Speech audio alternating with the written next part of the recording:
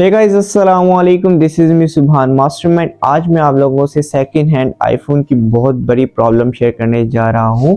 अगर आप लोग आईफोन खरीदते हैं तो उससे पहले ये काम ज़रूर कीजिएगा, और अगर आप लोगों ने किसी से मोबाइल खरीदना है, चाहे वो शॉप हो या किसी अपने जानने वाले से ले, तो उससे पहले आप अपनी आईडी उस पर एक्टिव करके देखें। और अगर आपकी आईडी उस पर एक्टिव हो जाती है तो आप बगैर किसी परेशानी से अपना मोबाइल खरीद सकते हैं।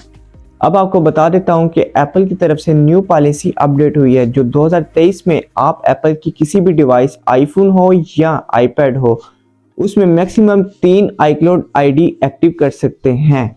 मगर खरीदने से पहले जब iCloud आपके मोबाइल में एक्टिव हो जाए तो आपने ऐप स्टोर से कोई भी एप्लीकेशन डाउनलोड करनी है, और जब वो ऐप आपके मोबाइल में कंफर्म इंस्टॉल हो जाएगी तो आप अपना मोबाइल खरीद सकते हैं। इस तरह आप अपने पैसे ज़ाया करने से बच जाएंगे।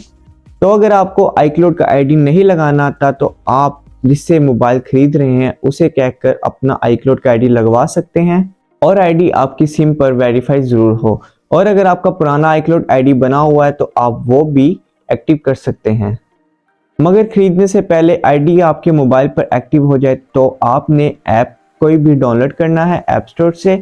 अगर किसी आईफोन पर iCloud एक्टिव नहीं होगा तो उसमें आईफोन की तरफ से इस तरह एरर आएगा, cannot sign in the maximum number of free accounts have been activated on this iPhone. इसका मतलब ये है कि आप अपने आईफोन में ज़्यादा बार फ्री में आईडी एक्टिव कर चुके हैं, लेकिन अब फ्री में नहीं, खरीद कर एक्टिव करना पड़ेगी, लेकिन ये बहुत महंगा पड़ जाता है। तो गाइज, मेरी ये वीडियो आप लोगों के लिए थी ताकि आप पैसे ज़ाया ना करें।